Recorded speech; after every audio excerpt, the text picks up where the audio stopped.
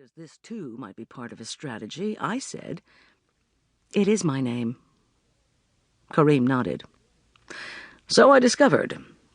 To answer your question, yes, I have heard from my New York office. They were able to reach the chief of police in your hometown. He told them the whole story. It answered most of the doubts that had arisen in my mind. The expensive labels on the clothes in your suitcases, the receipts from 4-star hotels. The insurance came to a considerable amount, didn't it?" Jordan's movement was slight, but his father caught it. "Shut up, Jordan. I'm not accusing the girl of murder. It was an accident, a car crash. Wasn't it, Miss Tradescant?" "Yes," I bit my lip. How much did he know? Too much, probably. Wrigley was a small town, and the sheriff had been, a friend of my father's. He'd have been too awed by Kareem's name to keep anything back, even if he hadn't been one of the world's most enthusiastic gossips. It was as if I had spoken aloud. Kareem's smile broadened. "Sheriff McMillan's a nice fellow. We had a long chat. You are 25 years of age, an only child. You have a bachelor's degree in education from a small college within commuting distance of Wrigley. Until last fall, you lived at home and taught American history and English literature in the local high school. You also coached the soccer team, which won the state championship the year before." He looked me over. I'd seen the same expression on the faces of farmers checking out a prize heifer, and I tried not to hunch my shoulders to make them seem narrower. He added, "Quite a diversification of talent." "It's a small high school." "And a small town. 15,000, right? Your father owned the hardware store, and your mother gave parties and played bridge. You have been going steady with a feller name of DeWitt Sparks, an up-and-comin' young accountant, DeWitt is. Regular church-goer, nice and steady. We all figured they'd get married one of these days, but he—" "Stop it!" His imitation of McMillan's accent and speech patterns had been cruelly accurate.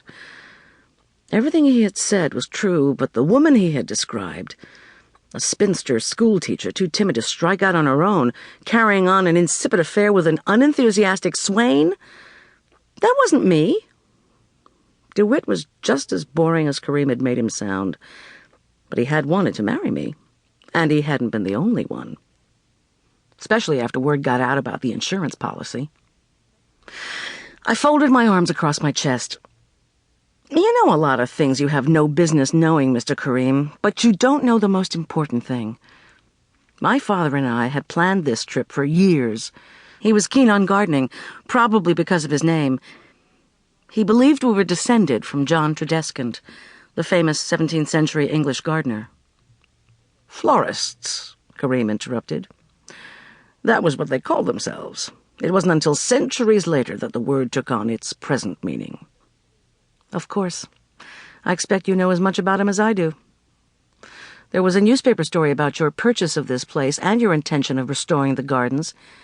Did you find the clipping in my purse, along with my passport and driver's license and other informative documents?"